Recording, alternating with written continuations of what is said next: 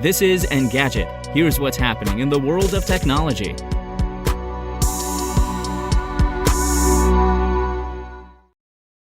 Today is July 29th. Crypto scams remain a serious problem, and a key senator wants to make sure App Store operators are cracking down. Senate Banking Committee Chair Senator Sherrod Brown has sent letters to the CEOs of Apple and Google requesting answers on their protections against cryptocurrency app fraud. The politician wanted details of their app approval and reporting processes, user alerts for fraudulent activity, coordination with rival stores, and monitoring for apps that transform into phishing scams.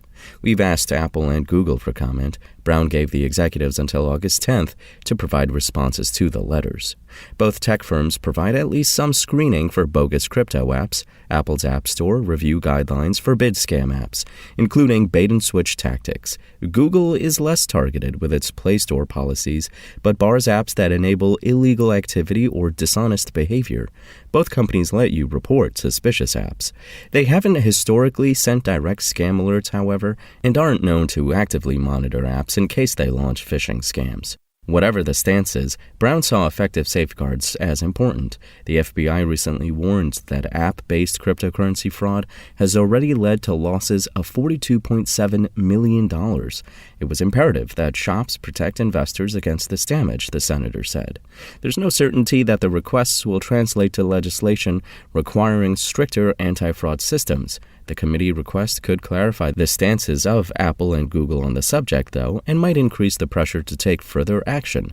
At the least, it's a reminder that an app's presence on the App Store or Google Play isn't a guarantee it will be trustworthy. And legislation aimed at boosting U.S. chip production has cleared its last major hurdle. The House of Representatives has passed the CHIPS and Science Act in a 243 to 187 to 1 vote, leaving just the reconciliation process and President Biden's signature before the bill becomes law. The equivalent Senate measure passed 64 to 33 in a vote one day earlier.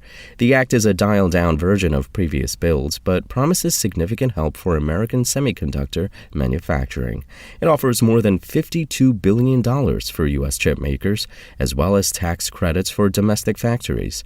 In a statement, the president claimed the bill will lower product costs, create high-paying jobs, and reduce the country's dependence on foreign chip sources. Earlier approaches drew objections from both sides of Congress.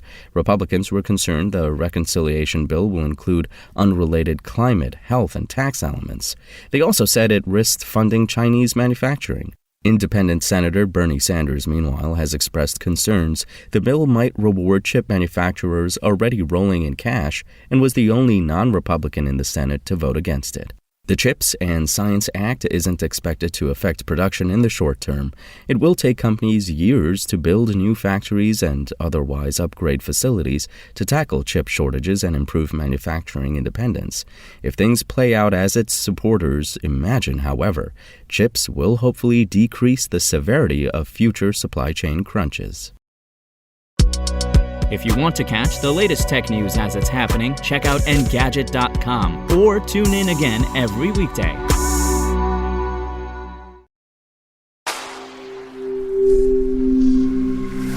Spoken Layer.